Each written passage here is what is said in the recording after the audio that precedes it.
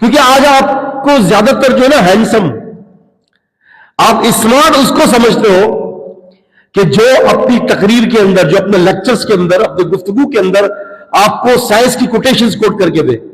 ایسا ہی ہے. آپ کسی بڑے بڑے جگہ پر جائیں گے وہ آپ کو سائنس پیش کرے گا. قرآن and modern science compatible and compatible, قرآن اینڈ حدیث کمپیٹیبل اینڈ کمپیٹیبل، قرآن اینڈ حدیث and modern science compatible and compatible, قرآن اور جدید سائنس آپس میں مطابقت رکھتے ہیں کہ نہیں رکھتے. وہ اس پر بات کرے گا، آپ خوش ہو جائیں گے، ماشاءاللہ یہ عالم ہے. ایک عالم آپ کو قرآن سنا رہا ہے صرف اور حدیث سنا رہا ہے، آپ کہیں گے یار یہ وہی پرانی باتیں کر رہا ہے.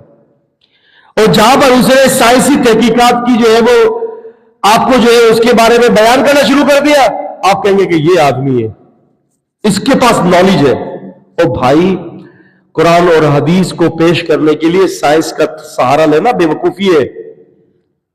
اس کی وجہ یہ ہے کہ سائنس جو ہے وہ تھیوری بدلتی ہے اور قرآن و سنت اپنی تھیوری نہیں بدلتی.